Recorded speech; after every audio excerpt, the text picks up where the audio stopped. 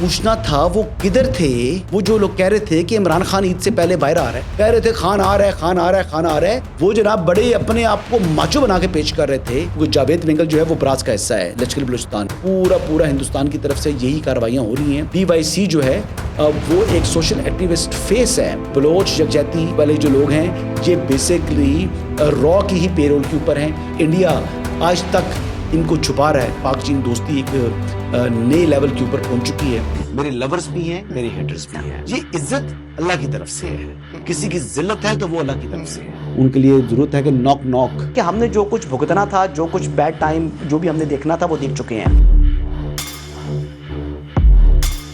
हसन अयूब खान के तमाम देखने वालों को अस्सलाम वालेकुम नाजरीन। आज आपके पास बड़ी इंटरेस्टिंग खबरें लेकर आया हूँ।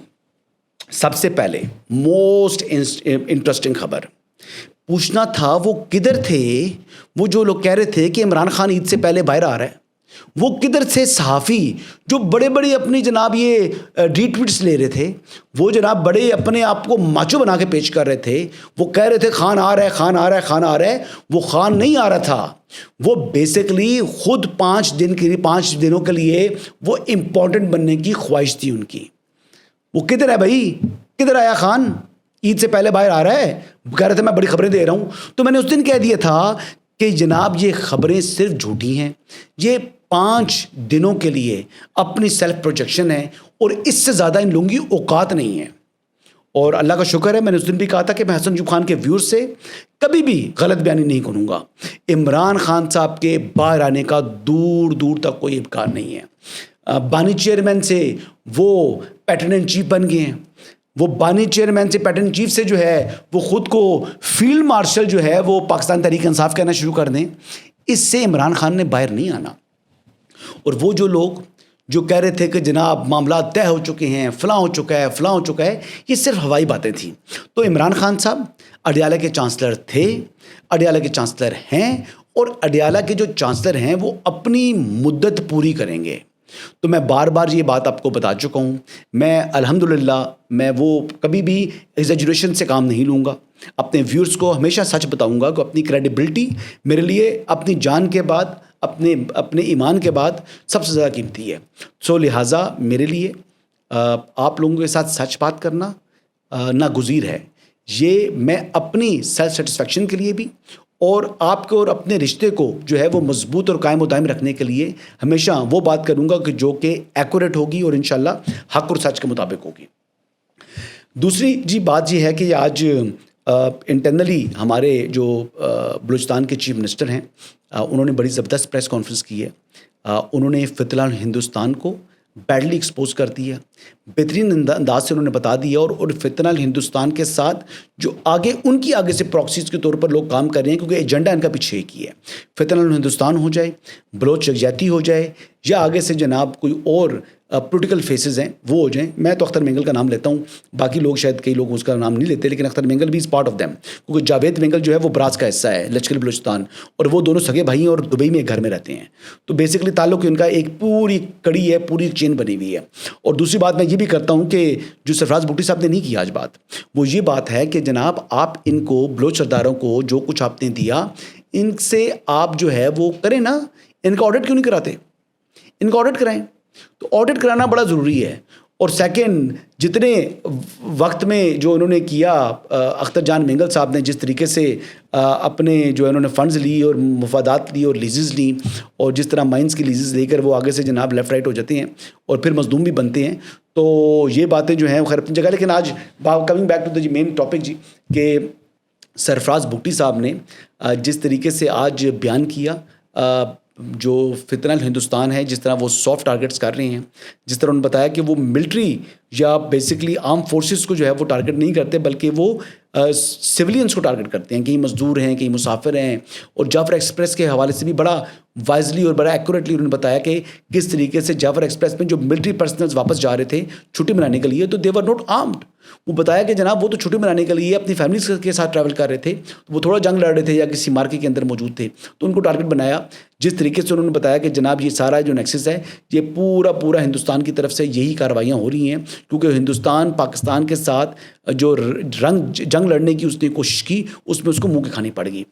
تو ایک بات تو یہ بڑے اچھے ایفیکٹولی انہوں نے یہ پریس کانفرنس کی ہے اسلام آباد کے اندر، اور سرفراز بھٹی صاحب نے یہ بھی بتایا کہ کس طرح BYC جو ہے وہ ایک سوشل ایکٹیوسٹ فیس ہے، جو میں نے بڑے الحمدللہ بڑا پہلے یہ بات میں نے بتا دی تھی. سرفراز بھٹی صاحب اور سرکار ابھی آئی ہے، ان سے 3-4 ماہ پہلے سے میں یہ باتیں کر رہا ہوں کہ یہ بلوچ یکجہتی والے جو لوگ ہیں یہ بیسکلی را کی ہی پے رول کے اوپر ہیں. وہی باتیں جو میں نے کی آج وہ بھی کہہ رہے ہیں کہ جناب ان کے پاس فنڈنگ کہاں سے آ رہی ہے. اب تو DGI بھی پوچھ رہے ہیں کہ ان کے پاس فنڈنگ کہاں سے آتی ہے کہ جناب 20-20 ہزار لوگوں کو بٹھانا، 3 ٹائم کھانا کھلانا، پھر ان کی جو ٹرانسپورٹیشن، یہ تمام کی تمام چیزیں جو ہے نا اس کے لیے وسائل درکار ہوتے ہیں. 100 بندے کو بندہ اگر 3 ٹائم کھانا کھلائے نا تبھی سیٹ ہو جاتی ہے. ایک بے روزگار خاتون جو ہے اس کے پاس اتنی فنڈنگ کہاں سے آئی کہ 20-20 ہزار کے مجمع کو ایک مہینہ 3 دن ٹائم جو ہے وہ کھانا کھلاتی ہے.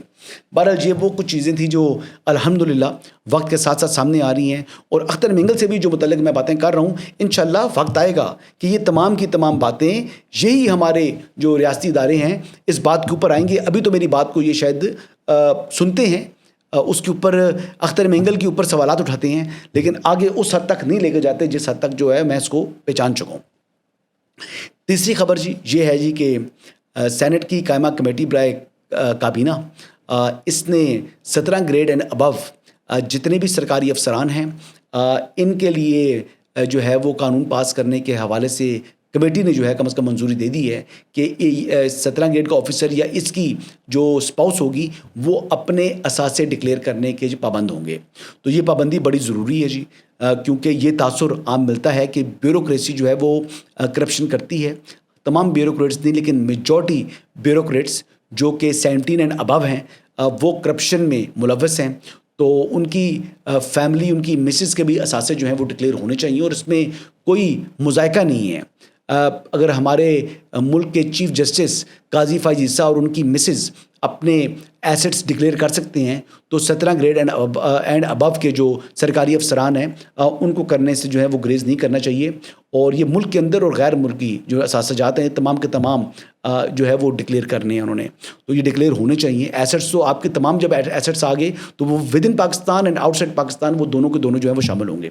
اگلی جی خبر یہ ہے کہ J10C کا جو ہے وہ کی مارکیٹ اپ ہو چکی ہے جی. اور اب انڈونیشیا جس نے پہلے خریدنے تھے رافیل، اور اس نے رافیل کا جو ایگریمنٹ جو کرنے جا رہے تھے اس کا اپنا ارادہ ترک کر کے تو وہ J10C کی طرف جو ہے وہ اب متوجہ ہو چکے ہیں. اور یہ صرف کس وجہ سے ہے؟ اس کی وجہ صرف ایک ہے کہ پاکستان نے عملی طور کے اوپر ڈیمانسٹریٹ کی J10C کی ایفیکٹونیس.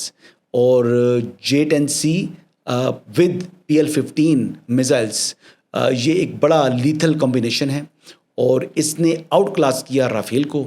اور پاکستان نے 3 رافیل نہیں بلکہ 4 رافیل تیارے کرائے ہیں.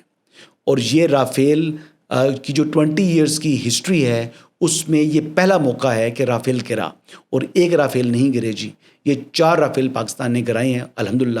اور یہ انڈیا آج تک ان کو چھپا رہا ہے، لیکن مطلب گورنمنٹ لیول کے اوپر، ورنہ انڈیا کی جو ایون BJP پارٹی کے لوگ ہیں وہ خود یہ بات بول رہے ہیں. اب تو ان کے جو ڈیفنس کے اعلیٰ حکام ہیں وہ بھی اس بات کو اکنالج کر رہے ہیں جی کہ ہمارے تیارے گرے ہیں. الحمدللہ یہ جو عزت کمائی پاکستان ایئر فورس نے یہ اپنی بہادری اور شجاعت کی وجہ سے، اور یقینی طور پر پاک چین دوستی ایک نئے لیول کے اوپر پہنچ چکی ہے.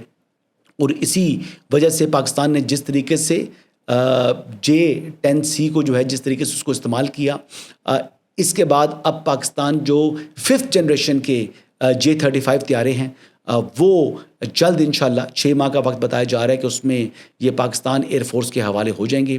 اور once we have that in our flat تو پھر پاکستان ایئر فورس جو ہے وہ دنیا کی سب سے طاقتور ایئر فورس جو ہے وہ تصور ہوگی. وہ دنیا کی کسی بھی ایئر فورس کو کے ساتھ جو ہے وہ مقابلہ کرنے کی صلاحیت رکھے گی. اور J35 5th جنریشن کی اسٹیلتھ ٹیکنالوجی رکھنے والے یہ جہاز ہیں. تو یہ پاکستان کے پاس جب آئیں گے تو انشاءاللہ پاکستان ایئر فورس جو ہے وہ دنیا کی سب سے طاقتور ایئر فورس بن جائے گی. پھر ہندوستان کے لیے بے چینی ہے.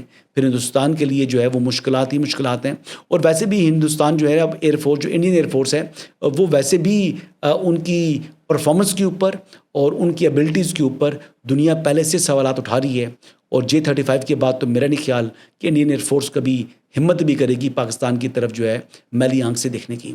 تو بہرحال جی یہ آج کی خبریں تھیں. کل مزید تفصیلات کے ساتھ آپ کی خدمت میں دوبارہ حاضر ہوں گا. اجازت دیجیے گا. اللہ حافظ.